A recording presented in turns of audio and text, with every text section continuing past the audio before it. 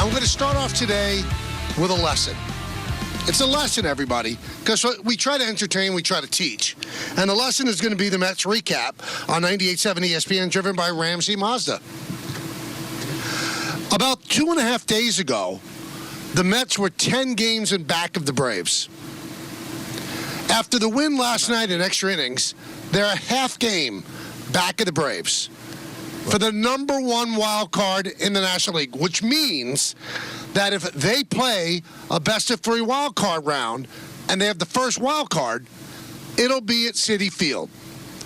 So what you have to realize about baseball, I know what Yogi used to say, it gets late early, but not that early. You could make up a lot of ground in a little bit of time. So the Mets had to jump 8 teams to get into a wild card. They've done that. And you kind of looked at the Braves as, pie in the sky. Well, we're not going to catch them. You are going to catch them. You have 3 more games, including tonight, in this series. And Don and Peter, if you watched that game yesterday like I did, the Braves are bad. Now, they got good pitching, but they've got a lot of injuries and some injury to big pitching, too. Their infield is abominable. Their outfield is Matt Olson's having a really subpar year after 54 home runs last year. Yeah, he's got 13. That's not a great Braves team, Don. The Mets should overtake them. They should. And they're a playoff team, really. I mean, right now, I haven't taken a look at the odds. I think the odds have to be in favor of them making it. And you watch the end of that game last night. There's a karma. There's a juju going on with this team to win the way that they did, the way that, the Braves run themselves out of an inning on a suicide squeeze that failed, and then a misplayed fly ball on the McNeil hit to win the game in the 10th inning. A game you're down early. Lindor hits another big home run. He might put himself in the conversation for MVP if this continues. For a guy that was, getting run out of town on a rail earlier in the season, it is incredible. What it tells you, Michael, is the thing that's kind of dangerous for sports talk radio. And that is, you can't really get caught up in breaking in day out. No. You can't. You can't live in that moment, and so you're going to get caught. And I was the one saying that they should really think about selling pieces when they got off to the miserable start and start taking some phone calls because it just looked awful. And anybody that said, you said it, Howie Rose said it during the broadcast, hey, it's too early. There's so much can happen, and you roll your eyes and think, come on, they're not good of a team. They were taking a knee to start the year. They were piling up a bunch of one-year contracts because they were hoping to maybe sell some pieces at the deadline and try to build up for 2025. And then you blink, and it really didn't take very long. They're the best team in baseball since June 7th. And that's not yesterday, Michael. June 7th is a month and a half ago. So they have played outstanding baseball. So that tells you that, flipping out every single day based on what your team does in baseball, Michael, is complete folly. There's just too many games. And we're in the business where, some people will take the bait and go crazy on a day-to-day basis. And, you can't do the cop-out. You have to do a 3.5-hour show. Right. But, baseball is a forever season. You just don't give up right away. The Mets got off to a good start, 12-8. And then over the next month, they're the worst team in baseball. And as Don said, since the beginning of July, they're the best team in baseball. Things could turn on a dime. And Michael doesn't, and I want to keep this a Mets conversation because the Mets deserve this conversation. And, you weren't with us yesterday, Michael. We were saying Mets fans need to call up and enjoy this moment. A Subway Series sweep, playing great. They should be a loud vocal bunch right now. But to mention the Yankees for a moment, it is another reason why, even though I'm not denying how bad things have been for the Yankees, Michael, it is such a long season, and we all have time to fill every day, and so you got to have a storyline. But the truth is, you have to really step back and look at baseball over 30 and 40 game stretches. And the fact is, the last 30, 40 game stretch for the Yankees has been bad. But Don, you don't know what the next one's going to be, and that's what the Mets have been showing. That is true, but I don't want to speak for Yankee fans. But I think a lot of Yankee fans' complaint about this team is that it looks eerily similar to last year and the year before. So I don't think they're looking at it in the vacuum of these last 3-4 weeks. I think they're looking at what has been becoming a recurring theme in the second half of the season, the swoon, the injuries, and they don't make changes. I mean, we're analyzing a Mets team that's got, a brand new president, a brand new manager, an owner that's only been here for a few seasons. Like, we've seen change. So the fact that, we got to live in the now, I get it. But with the Yankees, don't you think, Michael, the criticism is more about what the hole has been for so long, not really analyzing or breaking down what's happened over the last 3 weeks or so? Well, I mean, we'll get more into the Yankees as we move along, but the Yankees are in a bad situation because if they don't make any moves, then you're depending on DJ LeMahieu to, return to form. You're depending on Gleyber Torres to do something he hasn't done all year. You're depending on Anthony Volpe to go back to what he was for the first 70 games of the year. Those are a lot of things that depend on it. Hopes and dreams. It's great. It's a great Bruce song, but is it really life? Now with the Mets, I mean, if you're an honest fan, tell me the Met offense isn't better than the Yankee offense. And the Yankees have the two best players of the 18. So you take Soto and Judge, better than anybody the Mets have. But after that, the Mets 1 through 9 are a better lineup than the Yankees. They just are. It's way more circular. You look at the lineup last night, especially the way Taylor is played. I mean, the only guy that was like legitimately struggling and I don't think is great at all is Stewart. But otherwise, Lindor, Iglesias, the way he's playing, Martinez, Alonso, Vientos, McNeil has been raking since coming back out of the All-Star break. Alvarez coming back from his injury. And that's the other thing, too, injuries.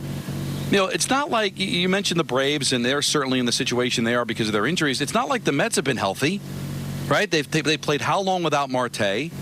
They've had to play that time that they really were the worst team in baseball. They didn't have Alvarez. And then Marte got hurt. They were still able to turn it around without him. Kodai Senga, who's pound for pound their best pitcher, hasn't pitched all year long.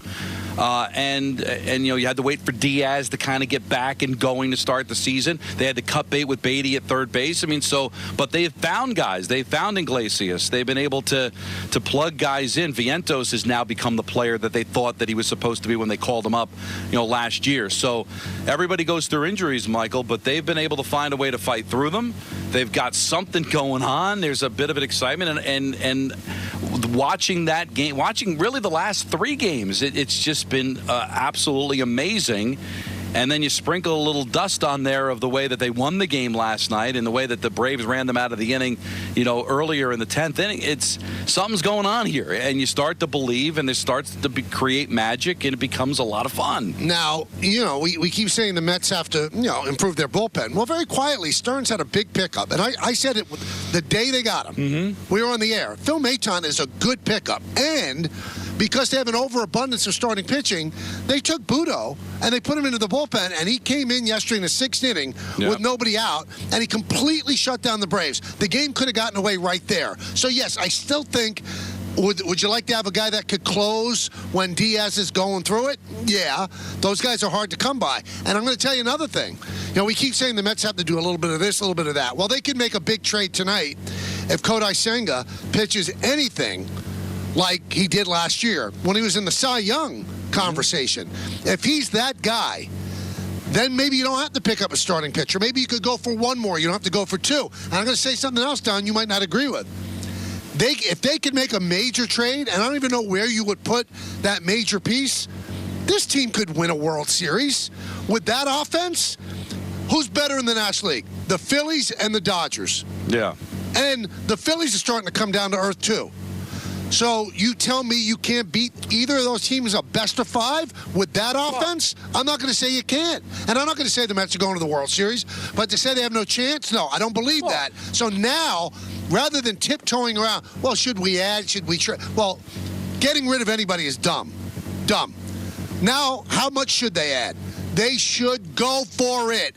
This is an organization that has made the playoffs 3 times in the last 17 years. You have an opportunity to grab luck by the throat and make it more than luck. They have fought their way back. They're going to end up being the first wild card. go for it. Now's the time to go for it. Even if they have to trade a big piece out of the minor leagues, now's the time to go for it. Well, it's interesting because it wasn't supposed to be about this year. I mean, I'll be interested to see how they look at it, because you bring up an interesting point. You never know. Tomorrow's not promised to anyone. Anything can happen. The Phillies lost early last year. The Dodgers have won one COVID championship in the last 36 years. So why are we so scared of those teams? Look at what the Diamondbacks did last year. Look what the Phillies did a couple of years ago, going to the World Series as a wild card team. So I understand that. But I'm wondering if they're thinking that way, because they're also knowing that they've got a lot that they can do in free agency this offseason, and that it's not just about 1 year. Like the Yankees feel like they got to go for it this year, because that team may look a lot different next year if Juan Soto signs someplace else. So they can look about going for it, but they can also say, yeah, we're going to go for it, but also we don't feel like we don't have a chance next year, the year after, and to build something really special here. Now, you got to get that first one. There's no question. But I wonder if Stearns is thinking the way you're thinking.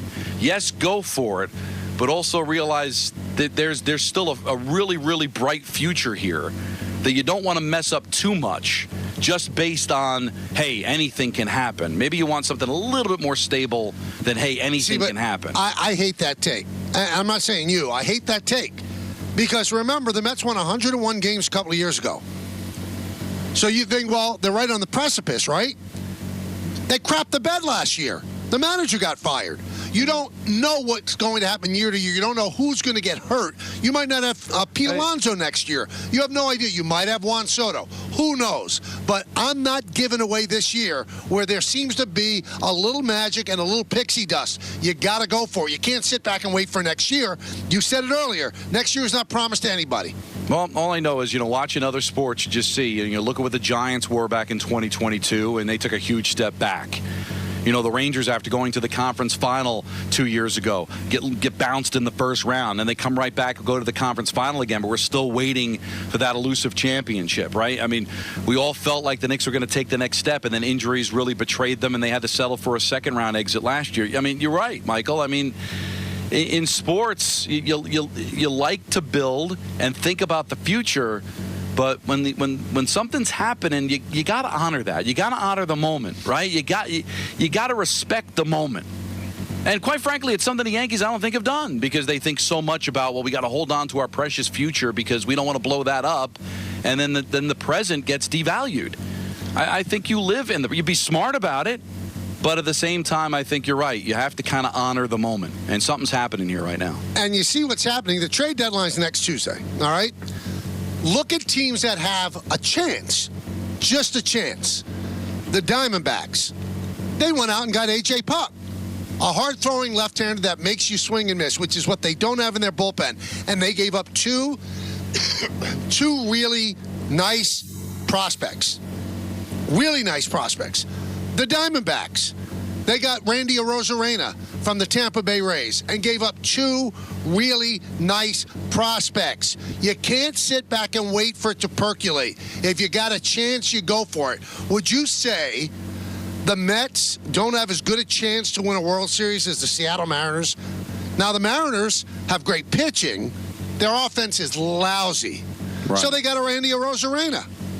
And the Diamondbacks said 84 wins last year. And you know what? We got a chance to go to the World Series again with our starting pitching.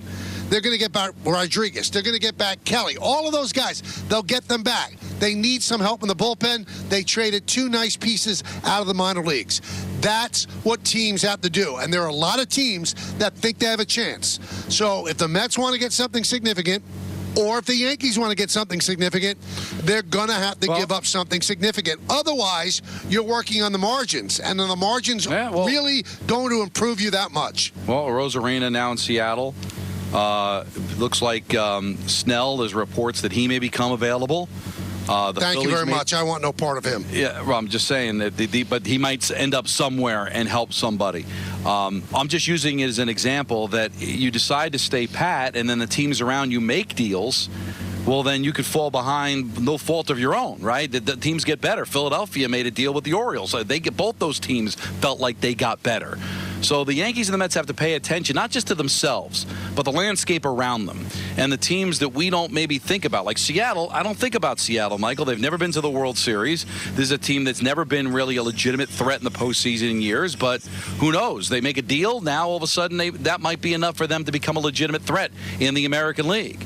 So what deals, like is Arizona got a little bit better? Is Pittsburgh going to pull off some sort of a deal? What's St. Louis going to do? Atlanta's always been aggressive at the deadline. So if you stay pat, Michael, you could just fall just because of teams around you getting better and winning games.